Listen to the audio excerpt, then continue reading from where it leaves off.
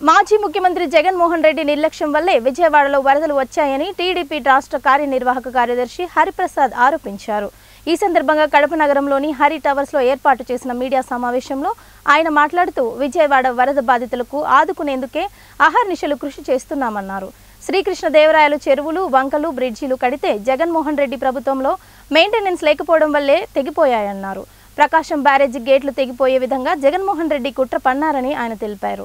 జగన్మోహన్ రెడ్డికి ప్రజలు బుద్ధి చెప్పినా బుద్ధి రాలేదన్నారు.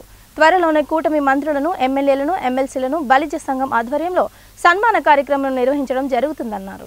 ఏ విధంగా చనిపోయాడో అందరూ తెలుసు. కాబట్టి నువ్వు చాలా ఘోరంగా ఈ విధమైన ఆలోచన ఉంటే నిన్ను ప్రజలు రోడ్ల మీద కొట్టే రోజులు దగ్గరకు వస్తే ప్రమాదాలు ఉన్నాయి. ఆయన మెంటాలిటీ మనం చూసాం. తిరుమల కూడా ఏ విధంగా అరాచకాలు జరిగాయో చూసాం. ఇప్పుడు కూడా సిబిఐ వాళ్ళైతేనేమి ఇంటెలిజెన్స్ సెంట్రల్ ఇంటెలిజెన్స్ ఏది చెప్తా ఉంది తిరుమలలో ఏదో ఒకటి చేయాలని ఉన్నారని చెప్పి. కాబట్టి తిరుమలలోనే కాదు, మన పవన్ కళ్యాణ్ మీద కూడా కాదు, మన ముఖ్యమంత్రి అందరి మీద కూడా ఆయన ఏదో ఒక విధంగా దాడి చేసి పరిపాలన హస్తగతం చేసుకోవాలనే ప్రయత్నంలో ఆయన ఈ విధమైన